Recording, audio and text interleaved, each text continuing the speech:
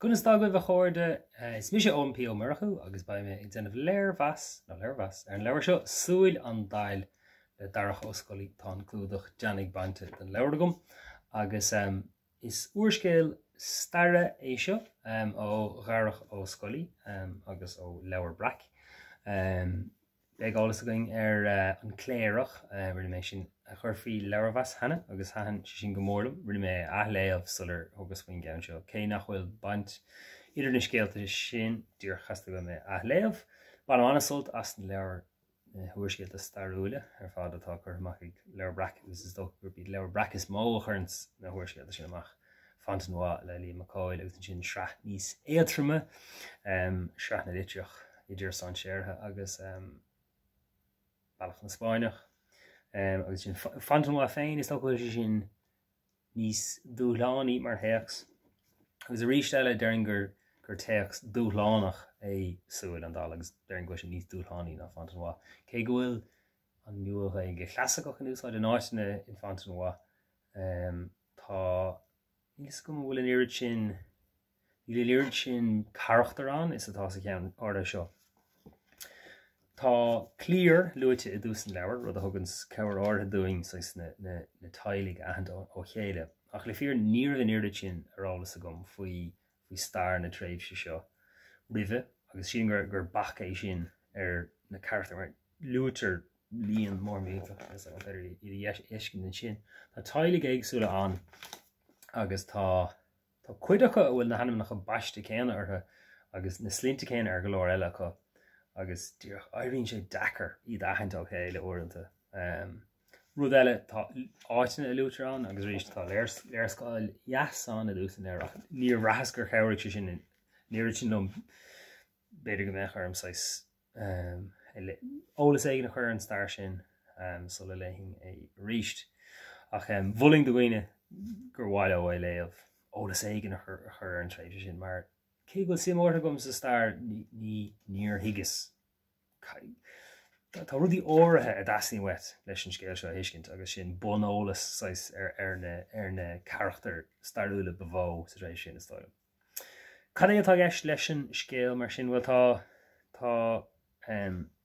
rudí éagsúla gceist is dócha gur cuairní an tíornis agus an tíornis seo I lúnas bhfuil cé ceann agus go man seo tá réimh scéal an ach lúnas in na bliana chuid ag tucha ceair beidir go léimeann sé ráig bheagna níos déanaí ach banan sé le strachelt cuachta idir daoine éagsúla atá gailta agus nachfuil gailta lena chéile cabhain bachach agus a bhaintear ó néal tír na hiarrán agus sin níl ag eile an tá feiminig an tíornis tá an lucht tí an tá chlán Donal galóglach an halblink an chléir agus tí sé geile fiú árá sin úrá tá an charachtar an ach is tócha gur bé an príomh duine a gceist an duine seo crothúir macardal feimimeach agus cóilta do chuidí néal agus bíonn sé siúd sa géirí cóirla a chur a gcuoine éagsúla tá tríd an tá siar san níor an tá daoine ag géirí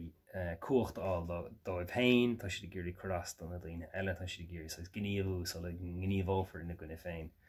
Na buan atá gin leabhar ná nuair a éiríonn an taxin go maith éiríonn an bháile sin agus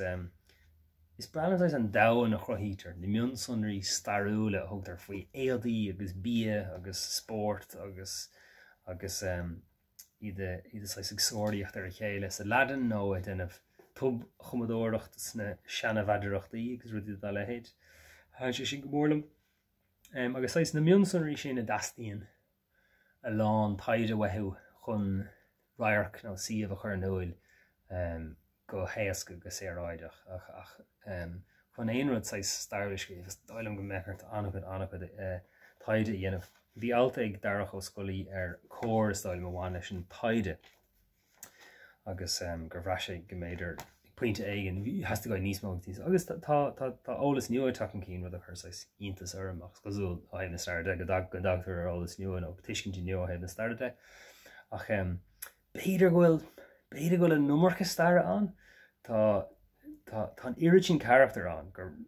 an bhéhí cuid in a character ága le lór, an bhéhí anamnacha cuid in a character ága lór, an bhéhí cumusc in a character áirithe, beidir gur pace in éidir in na starra bheith an sin. Ach bhí an irid sin character an, agus an irid sin áit in the luite, minic gur bhrachas dachar, graim a bhreir an ancient. Agus fiú tiisgur gur bíd na gail fad atá gceist, mar bhfuil is agat go generálta cad atá gceist leis na tailig seo, ná an tíarnas, agus ní raibh sé sin arolalas agam. Tá sé aniach ar graim a bhreir ar an ancient. Credim go leabhar eile le teach sa tra, agus léigh mé an scéal nó leabhar ríist ribh sin. Ach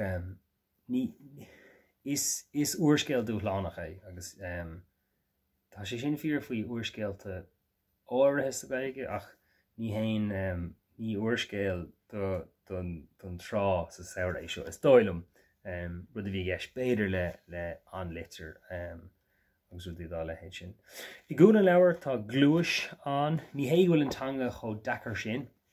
ach tá téirmíocht áirithe bhainins leis, is polítíocht agus cultúr agus le héad a bhainins leis an ís agus is an stair. Tá sé spéisiúil tá chuide tá abheoite ó hin, mar hermí abheochanna agus le héad. Agus ceirtí sin a rís níor sé chu dachar sin, rud a bháinar thug mé suntastá, ní is a bhfuil sé fear ach bhreas go raibh tá an tanga tá gceiste sin teach seo éagsúil le hanga an cléirech. Rud atá gceiste gom ná ó hinna le tá lear Breac trééis a lán athleaganacha den na scéalta dúchas ailsiú, agus bhreas go raibh na ruthig agus maisiú na tanga a tórliú méid áthir sa teach seo mar a bhíonn na seanna scéalta sin. Ach sin é is dóile mé, yes, tá lán taide déanta, tá lán tá an plota, ghlachan leis go leanan sin stair cuid mhór nó go díreach beidir seachas rudí ortha gur gáí de heilú. Ach tugann sé léargus iontach ar an ré sin, ar an gultúir sin, rud atá scar amachhaing agus nach bhéadfásáis tuiscint umlan áil ar an uorscéal béirle in éachar, mar go dastaíonn cultúr na gaige, agus an cultúr gailech na hiiscint is dóilm. Tá dúchláán an baint leis, ach tá buana móra an. Tá an taxin sin go maith, tá an mionolalas cultúrtha sin iontach ar fad, agus tá ord réim tanga a tacht chun cín a ligan de uorscéalathe, uorscéalta starúla a scríomh le heis mar a bhí. Tá na uorscéalta sin an, uorscéalta starúla an le támal, ach tá rud tá an tanga an seo, tá sí dúchasach agus tradiisiúnta go maith, agus tá cinál bulla na seaníise orthaí, ach is rud eile ar fadaí freisin is dóilm. Ní hé gur tanga na láimhscríbhí a bhána tainte, tá rud eile ag tórlú. Agus is maith an uirlis chumadóirta sin a bheith. Mar sin é Súil an Daill le Darach ó Scolaí an seo ar leabharmheas, má tá aon bholagat faoi leabhar go bhhaileit go néing leabharmheas air, aber do mé. Slán tá mí nach chuirde.